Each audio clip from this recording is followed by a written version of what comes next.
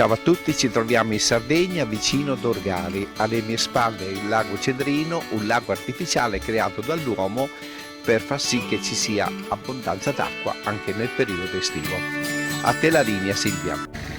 Ecco che dopo una bella scalata, mattinata presto, siamo arrivati finalmente davanti alla chiesa. Adesso ci accingiamo ad entrare.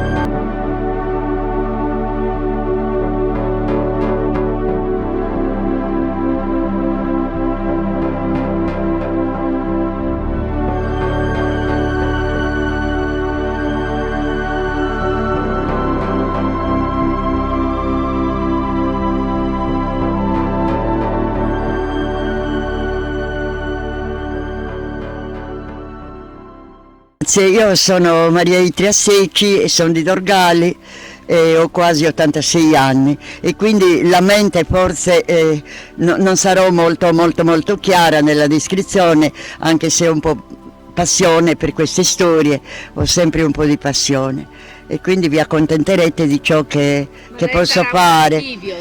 Intanto vi ringrazio di essere venuti, perché per noi i visitatori di fuori sono sempre benvenuti, soprattutto perché se siete qui è segno che amate l'ambiente, che amate le tradizioni di Dorgali, e quindi vi ringrazio moltissimo di essere arrivati, anche se con disagio, di essere arrivati fin qui.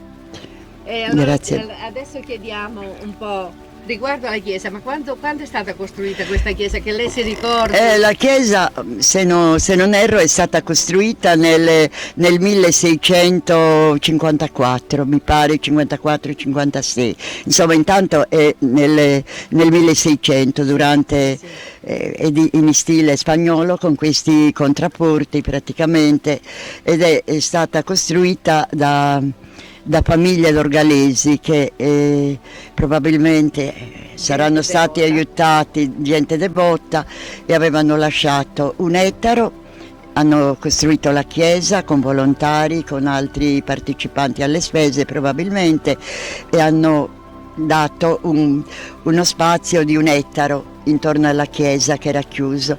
Poi c'è stato un altro lascito di 12 ettari che erano anche vigneti, e quelli erano come rendita per la chiesa di quando si faceva la festa, una festa semplice, la Santa Messa con un rinfresco, come l'abbiamo come tradizione. E quindi questi 12 ettari dovevano servire per le spese di manutenzione alla chiesa e per il rinfresco, diciamo così, per raccogliere i fedeli, i partecipanti.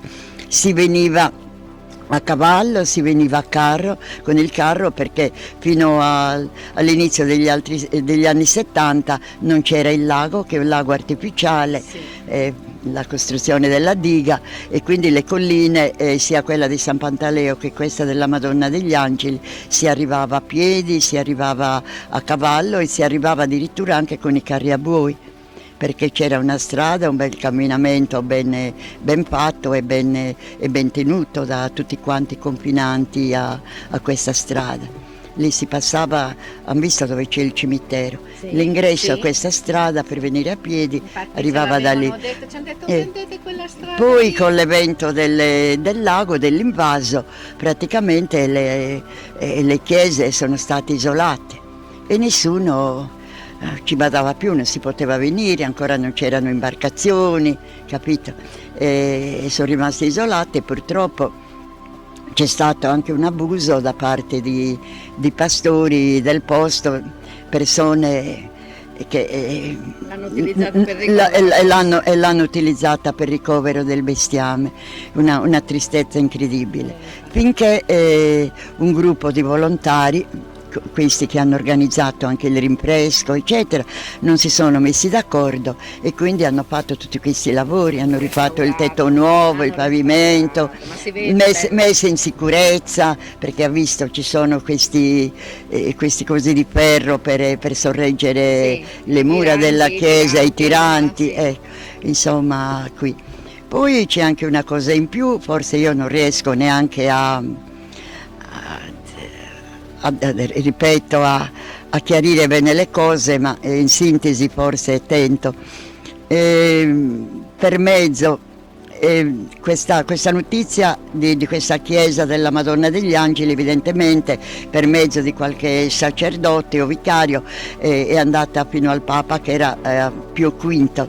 Nel 1800 Pio V ha concesso che la chiesa di Dorgali di Nostra Signora de Sos Angelos, perché noi in dialetto la chiamiamo così, avesse le stesse caratteristiche della chiesa della Porziuncola ad Assisi, e quindi c'è l'indulgenza e il perdono d'Assisi, e questo avvenne mi pare nel 1800, Pio V c'era, 1800 forse alla metà del 1800, ecco, e quindi c'è anche questo valore aggiunto. Anche questo valore aggiunto, che noi chiese della Madonna ne abbiamo tante, sia entro Dorgali sia al di fuori nelle campagne di Dorgali, però ad avere questo dono concesso dal Papa è soltanto questa, è unica